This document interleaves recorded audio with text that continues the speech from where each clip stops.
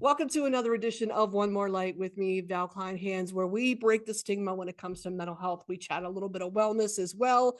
I have the lovely Carly Ann here. She is a somatic attachment coach who creates educational content on social media about attachment and relationships, all that good stuff. Carly Ann, thank you so much for being here.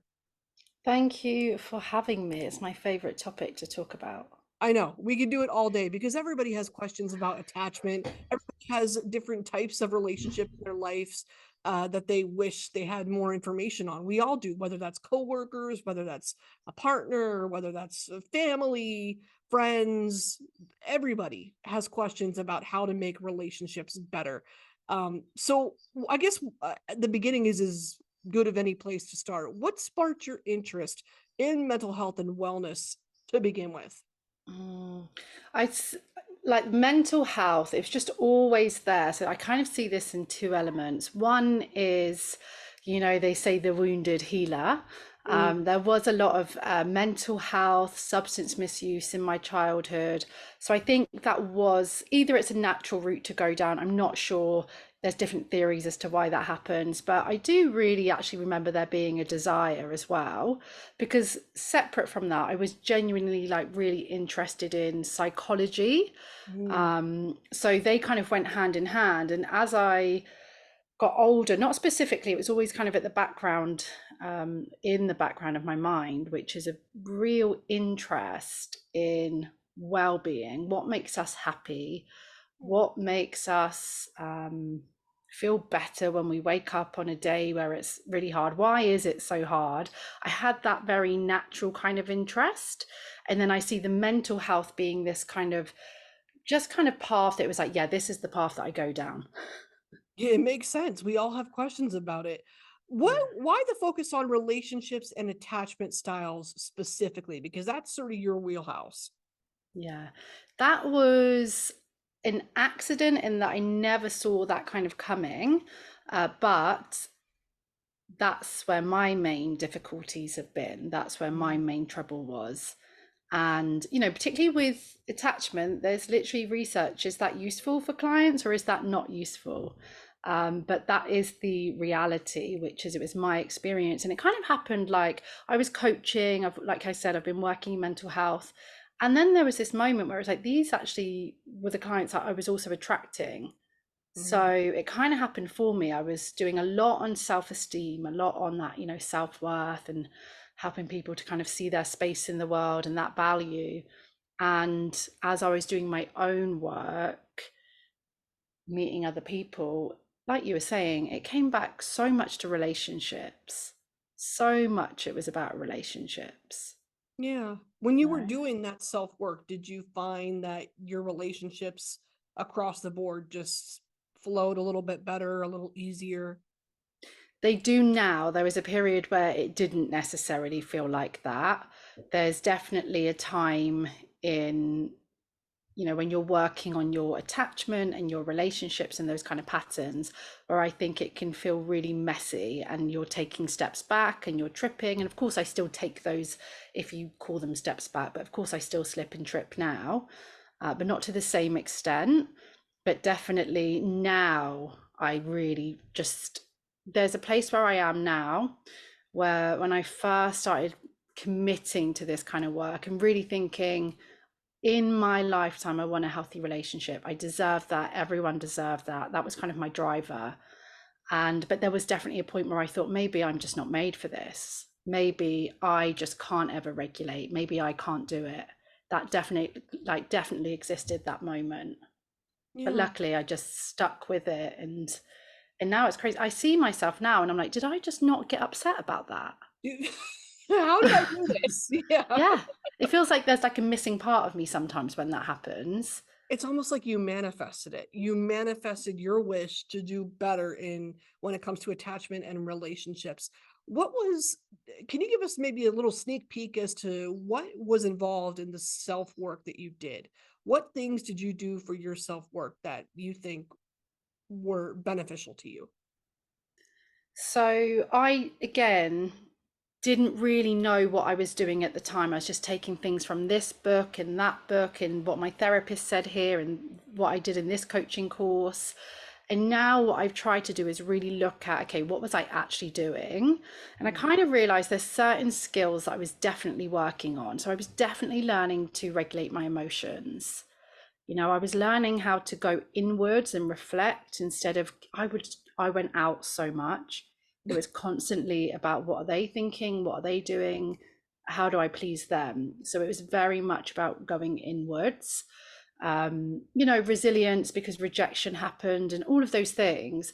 So other things that really helped in terms of the skills was working on my own potential, my dreams, things that were for me. That was really, really important. And if I had to look at, okay, well, what did that actually look like? I swear by a mindfulness practice. I swear by daily habits, what I did every day, how I spoke to myself. So, starting to work on compassion each day, Mhm. getting out the house into nature each day, doing things that I didn't feel like doing, like tidying my room, working on those kind of skills to help me shift states when I was angry or stuck or sad or anxious to do things anyway, because I would get stuck, so stuck in low mood, in avoidance, in those kind of things, anxiety. So Yeah. it's very much my daily habits Yeah. for sure. Mindfulness is wonderful. It's been the thing that has helped me above anything else because it helps you firstly to regulate emotion, and then once you can regulate your emotion you can sort of proceed with whatever else it is that you want to do. It's incredible. It's I swear by it. wonderful. Yeah. For me, it was within a morning routine, and that's really adapted now.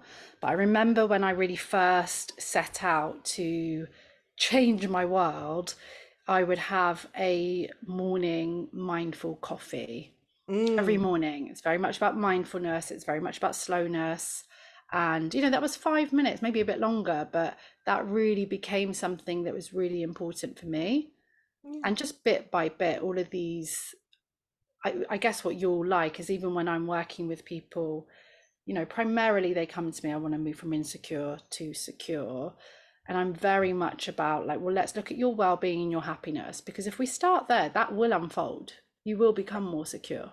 Yeah, and that permeates the environment and then it attracts people to you, or it puts you in the position that you ultimately want to be in because you're more focused and more aware of what it is that you're putting out there as well.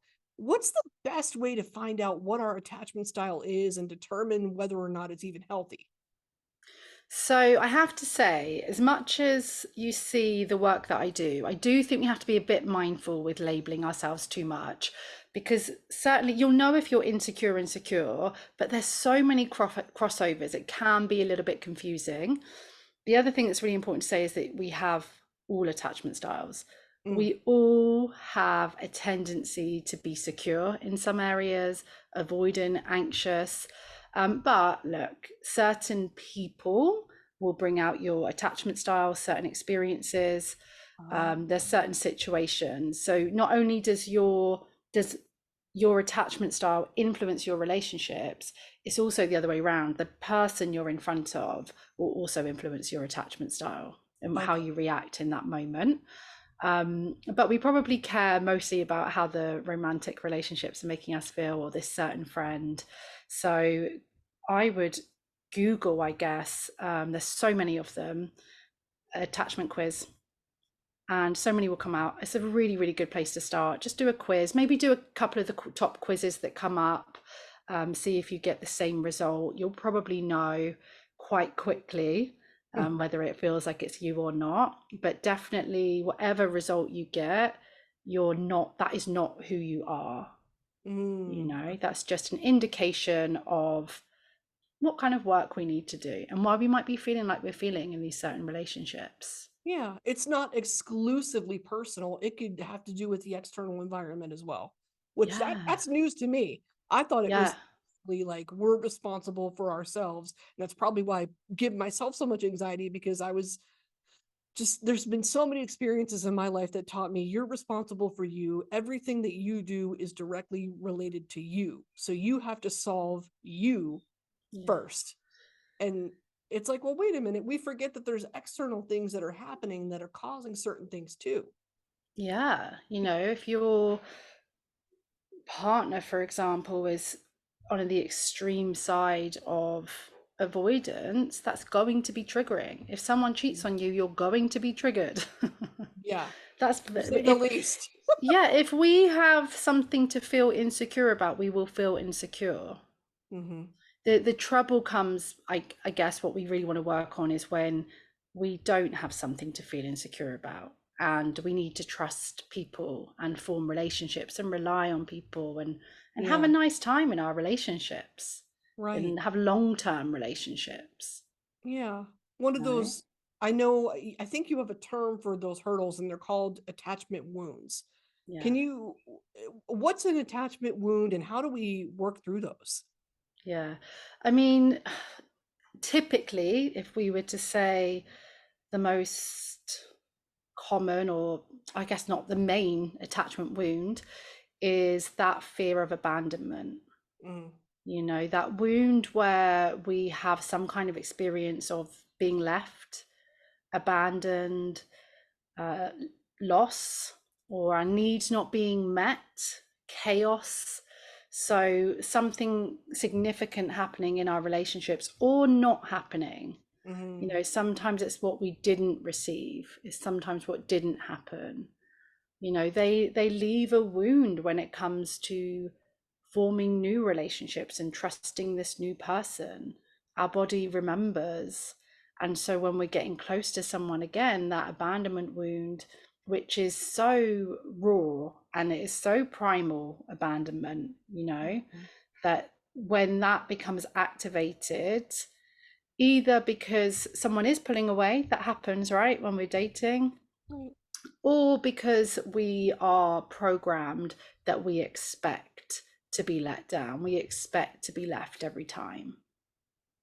So there is this mixture, isn't there? And this is where it's so I guess complex in some ways, because on the one hand we do experience rejection, we do experience being left as adults, as children as well, unfortunately, but as in terms of like everyday life adults, we need some kind of resilience for that, because that happens in even the healthiest relationships. Sometimes your partner's going to pull away, you Yeah, know things they're going to happen. have, yeah, things You have happen, no control over the external. And for sure. for me, working through some outpatient therapy and helping to realize that helped me calm a lot of that anxiety and a lot of that like reactiveness is what I'll call it, down so that I can Yes, come from a better place to begin with before I responded to any of it. It's that's it, isn't it? yeah, Yeah, it really that being able to pause before reacting, or just looking at something from someone else's point of view, especially when triggered and activated, just trying to get some kind of sense of the here and now and reality is so important, because in those moments we often have these memories that are just very, very mixed up with the past, not always accurate. We are placing something in the past on this current situation, and even if something is happening in the current and that's not in your head, that's reality, still what we're feeling when it's really intense and we're out of our minds and body, that is usually because the past is present as well. right. You mentioned some somatic attachment as well. Could you explain that for someone who has no idea what it means? Yeah, I think, for a long time we have focused on the cognitive side of healing, and, challenging your thoughts and what is the truth and saying the truth. And I actually do still think that that has been really, really useful for me, because, and the reason I say that is because I know, especially more today when we talk about attachment healing, there's kind of this move, I see people write it on my Instagram, this cognitive work doesn't work. And I just want to say, well, it's been quite powerful for me, and Yeah, I definitely bring that into my practice. However, it wasn't enough. The somatic work is, think about it when you're triggered and when you're activated, and we kind of go somewhere else, right? We kind of leave our body, really, really low, or really, really in that state of panic. And the somatic work is being able to recognize the sensations, the feelings, and ultimately bring ourselves back to this current moment in our body. And it's really powerful because we get so stuck in our minds. And that's where the cognitive work, trying to think your way out of something, doesn't work. Trying to Right. think your way. It does, I don't know, it's hard because it can help me in some way. It definitely can help me get a bit of perspective. But ultimately, I think when we're brand new to it, trying to think our way out of overthinking, we're just Yeah. continuing to overthink. So So, somatic work, very much about that trusting relationship with your feelings, your mm, body, coming back to this very, very moment. And it's so powerful that once you realize that your sensations will pass, that you're not dying, you because it know, feels that like you are in the it moment. can feel like you Yes. are. Yeah. And the powerful thing about bringing your attention to your body is it does take it away from those thoughts a bit, and Yeah. it's soothing as well. That will tend to soothe you, just starting to, and it just brings you back to this current moment. And that's what we really need. We need to get back in the current moment. Yeah. And So through our bodies is the best way to do that. 100%. That's why I was thinking. So it sounds like it's more of a way to physiologically manage what's going on, because Yeah. we can feel our shoulders tense up, and that might be the first clue that something Mm-hmm. is internally is happening, even if cognitively we're not aware of it. So, what's the best way to learn how to, I guess, attach somatically to yourself so that you can be aware of that response? I definitely think it will depend on where you are already. But if you're like starting out, that's where I would be talking about somatic awareness. So that is the really getting to know those sensations. Just like you said, when I am feeling anxious, what actually does that feel like in my body? Mm, Where is that in my body? Rather than clinging onto those thoughts of what I'm anxious about, we can go inwards and really start to get to know our inner world. It won't be easy to do because there usually is that disconnection when there's insecure attachment of just knowing yourself that way, either because you've numbed feelings and sensations, or you're, like I said, you're going outwards. So, somatic awareness and just getting to know where you feel things, what sensations are like in your body without being afraid of them, that's really, really key. Tools that we have to soothe ourselves. And I kind of see the eye rolls happening here because I know how difficult it can be, but it's things like, using your breath, yeah, but that makes grounding sense. on. It is, but I just have to say, like, it's really difficult. That moment where you're in it and you're peaking, and people will be listening to this and I've tried everything, and then you hear breath. It's really, I think it can be just like, it feels like it doesn't work. Mhm. But the reality is, when you start to make this somatic connection, when you start to really pay attention to your body, you will notice how the breath creates a little bit of space. But I Mhm. think people go into these tools thinking, how do I stop this? And actually, what we're doing a lot of the time with the somatic work is, how do I not send that text? How do I get up out of bed and go and make myself a cup of tea? How do I send this email that I need to send? And that's where I think we need to create a bit of space and a bit of movement, and your breath and grounding that can do that in the moment. These kind of exercises, like breath, grounding, earthing, any kind of exercise to bring you to your body, dancing, yoga, can be really, really frustrating for people with insecure attachment because it's slow, it connects you with your feelings. So a lot of people they'll say, I don't like yoga, I don't like breath work, I don't like it because it's frustrating. They want to do a HIIT class, they want to do a spin class, they want to go running, you And know that's what they should do. they should. However, I also really believe in the slowness being healing. The Right. slowness is really important. Do it really slowly, 5 minutes a day of slowness. You don't have to give up all those things that you enjoy, but it's really important that we can start to connect with our body through slowness, because that's where you're going to start to become more attracted to people that are secure, to people that don't give you not butterflies are okay, but don't give you anxiety.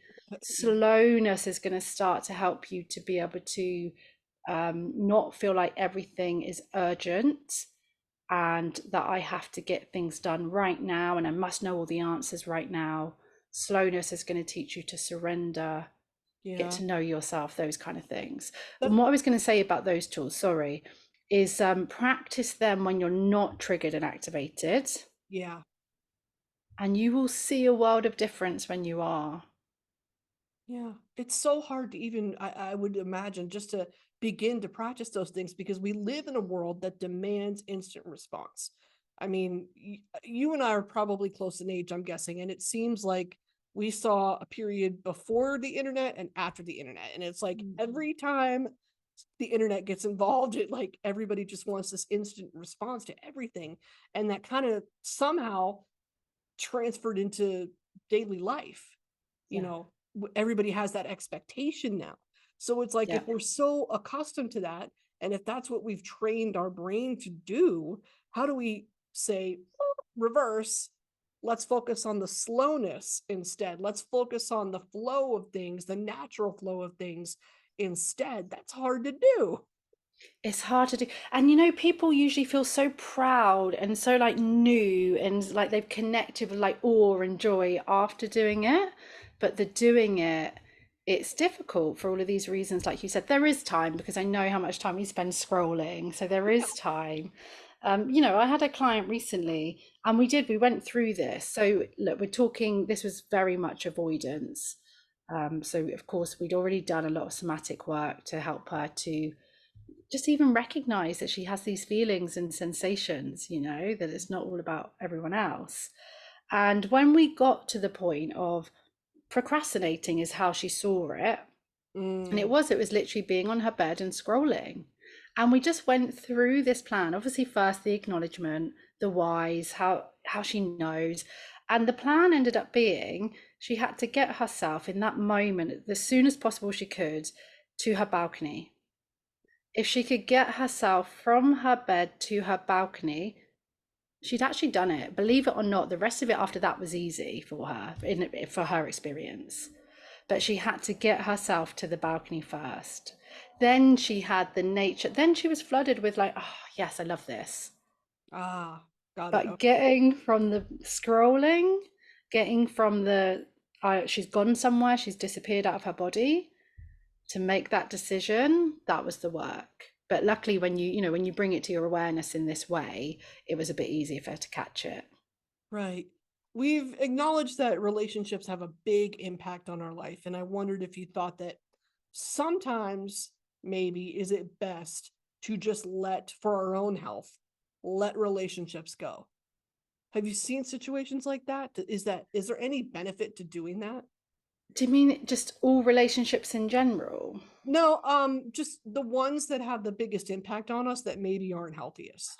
Yeah, I mean, I guess so. Can I just clarify? Are you saying like if you're in a relationship or there's someone and that's not healthy, should we just let them go? Right. Anything, whether it's a coworker, a partner, if there's some sort of like just unhealthy element to it, are we better off letting it go? Yeah, I don't know if there's a better off. Mm, There is definitely a better off if, hopefully it's obvious when I say this in terms of what we're talking about, who we're talking about. But obviously, if we're talking about things like abuse, right. yes, That's a no. absolutely. Immediate Yeah, no. absolutely.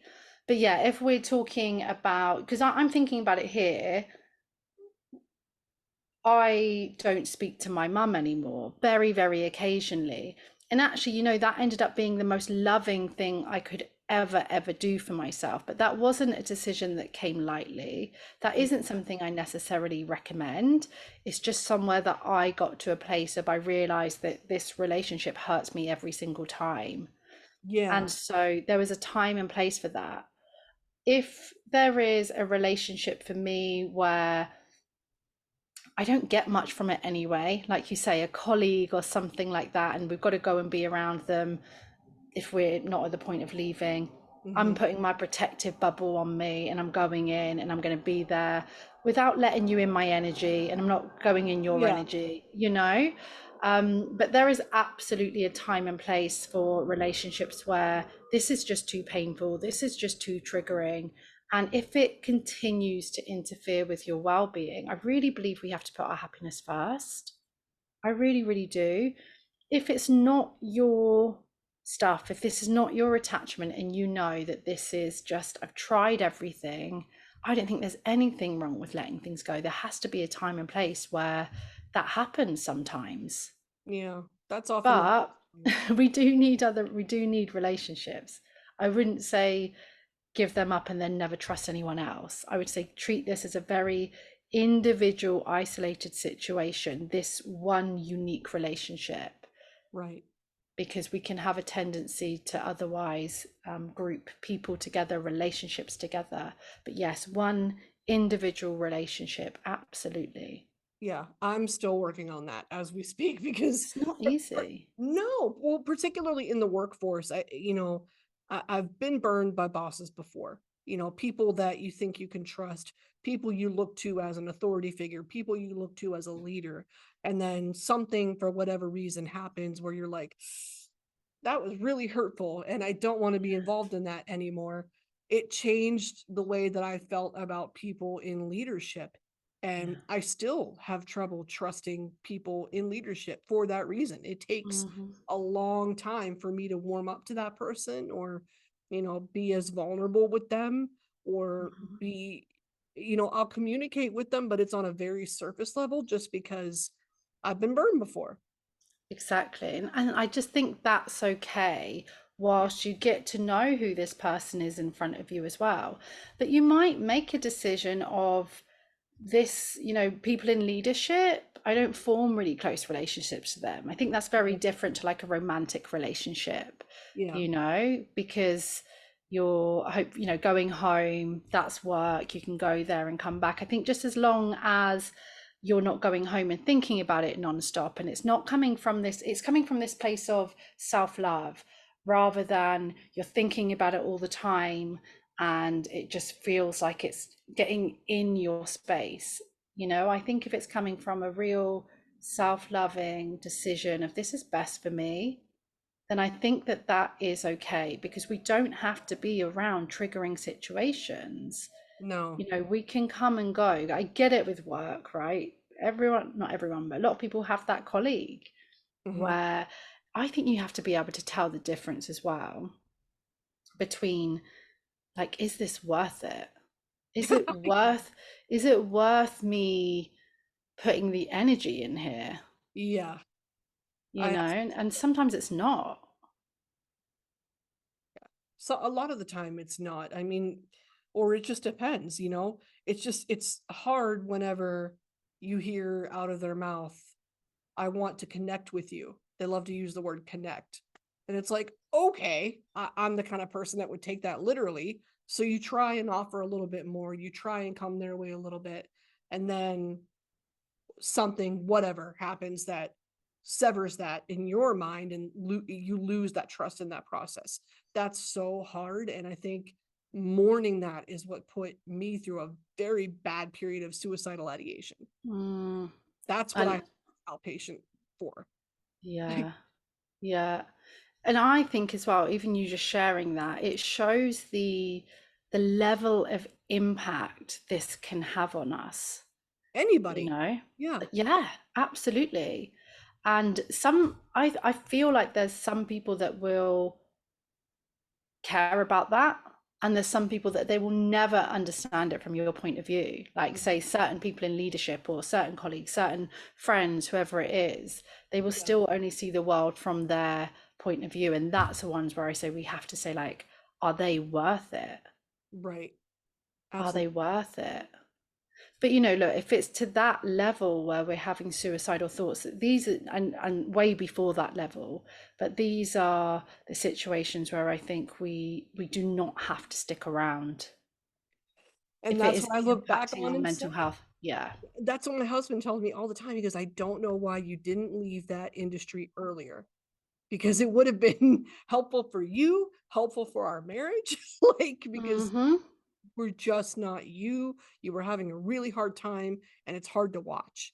And I wish there were more resources for spouses who are in that scenario where they're Yeah. watching their partner struggle that way and they're not really sure how to be the best support. I wish there were more out there, but I guess that's a Yeah. whole other topic and a whole other can of worms. But is what was I going to say then? Yeah, I see it a lot. So when I was working in a mental health space, more like anxiety and depression, the amount of people that would come and the key trigger would be something related to work. Oh yeah. And when it came to, okay, what are your options here for other work, looking for some, problem solving, Mhm. many times leaving that place was not on the table. They wouldn't put it on the table. So, and sometimes it has that kind of drive of like, I have to stay there, it's too hard, I can't do anything else. It depends on that individual reason of why we feel the need to stay in that place.